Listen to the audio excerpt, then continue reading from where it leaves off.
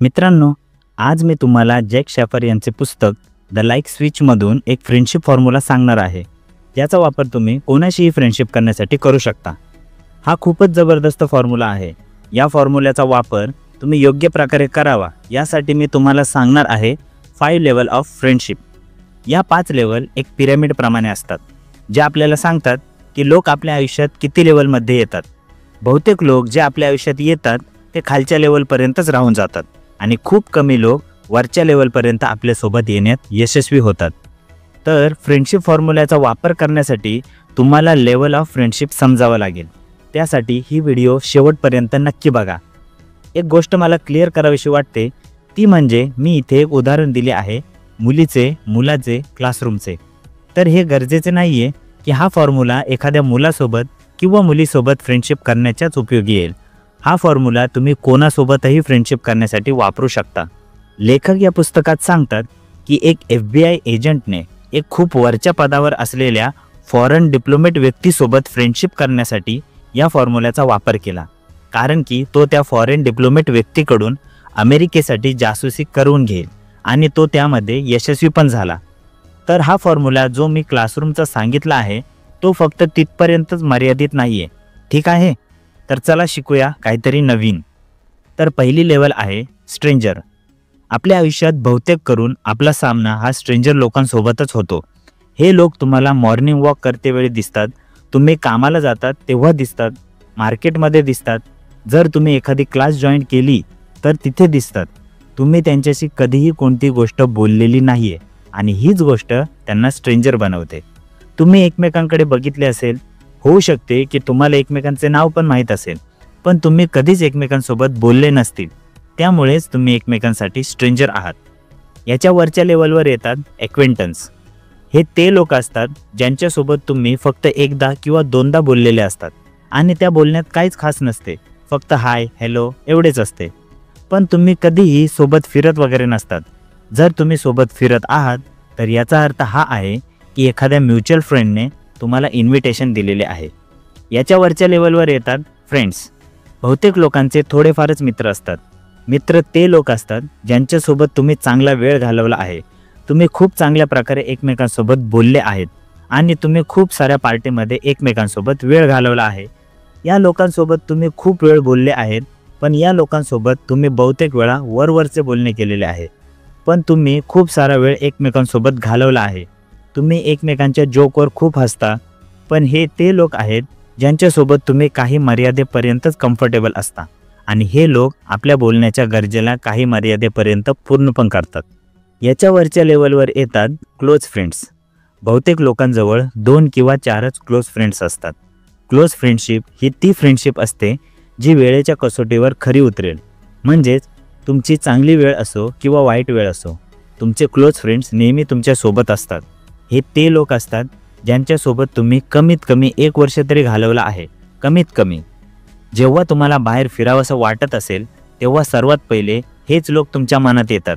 तुम्ही बहुतेक वेळा तुमच्या प्रत्येक कार्यक्रमात याच लोकांना आमंत्रण देतात। या लोकांसोबत तुम्ही खूप जास्त कम्फर्टेबल पण असतात आणि याचमुळे तुम्ही त्यांच्यासोबत तुमचे खूप जास्त सिक्रेट असलेल्या गोष्टी पण शेअर केलेल्या असतात। यानंतर जी शेवटची स्टेप आहे, जिथपर्यंत आपल्यासोबत खूप कमी लोक पोहोचू शकतात, आणि ती लेवल आहे सिग्निफिकंट अदर। फॅमिलीला सोडून प्रत्येक व्यक्तीजवळ फक्त एकच सिग्निफिकंट अदर असतो। सिग्निफिकंट अदर ते लोक असतात ज्यांची आपण आपल्या आयुष्यात सर्वात जास्त कदर करत असतो, यांच्यासोबत आपण आपला सर्वात जास्त वेळ घालवत असतो, यांच्यासोबत आपले खूप डीप कन्व्हर्सेशन होत असतात, यांच्यावर आपण सर्वात जास्त भरोसा करत असतो आणि जेव्हा आपण एखादा कार्यक्रम किंवा पार्टी करण्याचा विचार जरी करत असतो तर सर्वात पहिले हेच लोक आपल्या डोक्यात येतात। बहुतेक लोकांच्या आयुष्यात या लेवलपर्यंत जे लोक असतात ते गर्लफ्रेंड, बॉयफ्रेंड, हस्बंड किंवा वाईफ हेच असतात। आता तुम्हाला हे माहिती झाले आहे की फ्रेंडशिपचे कोणकोणते वेगवेगळे लेवल असतात। आता एक स्ट्रॉंग आणि अर्थपूर्ण रिलेशनशिप बनवण्यासाठी तुम्हाला तुमच्यामध्ये ती क्षमता निर्माण करावी लागेल की तुम्ही या पिरॅमिडवरती इफेक्टिव्हली वरती जाणार। तर यासाठी येतो फ्रेंडशिप फॉर्म्युला, जो जॅक शॅफर यांनी त्यांचे पुस्तक द लाईक स्विचमध्ये सांगितला आहे। हा फॉर्म्युला आहे friendship is equal to proximity plus duration plus frequency plus intensity. या 4ही फॅक्टरना 1 ते 10च्या स्केलवर वाचले जाऊ शकते. 1 असेल लोवेस्ट आणि 10 असेल हायेस्ट. प्रॉक्झिमिटी म्हणजे तुम्ही समोरच्या सोबत किती कॉमन स्पेस शेअर करता. जो व्यक्ती आता तुमच्या डोक्यात आहे, जेव्हा तुम्ही त्यांच्यासोबत इंटरॅक्ट करता तेव्हा त्याच्यासोबत फिजिकली किती क्लोज राहता.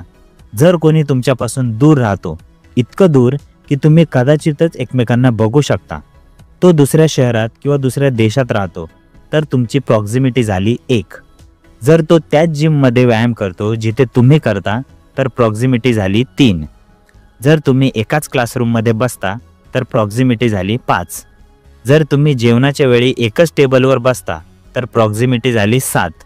जर तुम्ही बेड शेअर करता तर प्रॉक्झिमिटी असेल 10. आता येतं ड्युरेशन. ड्युरेशन बेसिकली हे आहे की तुम्ही किती वेळापर्यंत त्या व्यक्तीसोबत इंटरॅक्ट करता. उदाहरणासाठी तुम्ही दुकानावर काहीतरी विकत घेण्यासाठी जाता, ती गोष्ट विकत घेता, पैसे देता आणि दुकानदाराला थँक्यू बोलून बाहेर निघून येता. तर दुकानदारासोबत तुमचा इंटरॅक्शनचा ड्युरेशन काही सेकंदाचा होता. इतक्याशा इंटरॅक्शनसाठी तुम्ही देणार 1 पॉईंट. कोणी जर तुमच्याजवळ येऊन रस्ता विचारत असेल आणि तुम्ही काही मिनिटे रस्ता समजावत असाल तर तुम्ही या ड्युरेशनला देऊ शकता 3 पॉईंट. जर तुम्ही कोणासोबत अर्ध्या तासासाठी किंवा 1 तासासाठी बोलत असणार किंवा कोणासोबत लंच करत असणार तर यासाठी तुम्ही देऊ शकता 5 पॉईंट. जर तुम्ही तुमच्या मित्रांसोबत काही तासांसाठी बाहेर जात आहात, जसे की एखाद्या क्लबमध्ये किंवा नाईट आऊटसाठी किंवा सोबत तुम्ही एखादा गेम खेळत असाल, तर यासाठी तुम्ही देऊ शकता 7 पॉईंट. शेवटी ड्युरेशनला 10 पॉईंट तेव्हा दिले जातात जेव्हा तुम्ही तुमचा जास्तीत जास्त वेळ एखाद्यासोबत घालवता आणि चान्सेस आहेत की तुम्ही इतका जास्त वेळ हा तुमच्या सिग्निफिकंट अदरसोबतच घालवता. जसे की सकाळी सोबतच उठणे, सोबतच जेवण करणे, दिवसभर सोबत असणे, जोपर्यंत तुम्ही कॉलेज पास करत नाही तोपर्यंत सोबत असणे, सोबतच शिकणे वगैरे वगैरे. यानंतर येते फ्रिक्वेन्सी. फ्रिक्वेन्सी एकदम सोपं आहे. तुम्ही किती फ्रिक्वेंटली समोरच्याला भेटता. जर तुम्ही एखाद्याला फर्स्ट टाईम भेटत आहात आणि पुढे चान्सेस आहेत की त्याला तुम्ही परत कधीच नाही भेटणार, तर फ्रिक्वेन्सी झाली 1. जर तुम्ही एखाद्याला प्रत्येक महिन्याला भेटत आहात, जसे की तुम्ही प्रत्येक महिन्याला बँकमध्ये जाता आणि तिथे कॅशियर किंवा कोणासोबतही फक्त एकदा भेटता, तर फ्रिक्वेन्सी झाली 3. जर तुम्ही आठवड्याला कोणाशी एकदा भेटत असाल तर फ्रिक्वेन्सी झाली 5.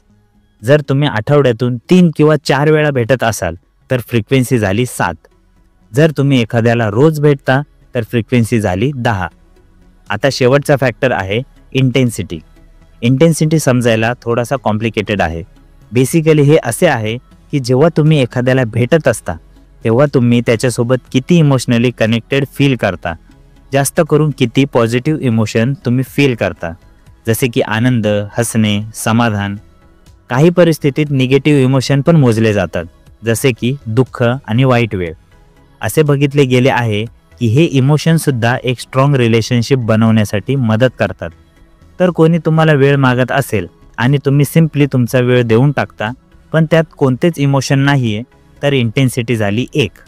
जर तुम्ही एखाद्यासोबत बोलत आहात, बहुतेक गोष्टी खूप सिरियस आहेत, पण मध्ये मध्ये तुम्ही काहीतरी मजेशीर बोलत असता आणि समोरचा त्यावर हसतो, तर इंटेन्सिटी झाली 3.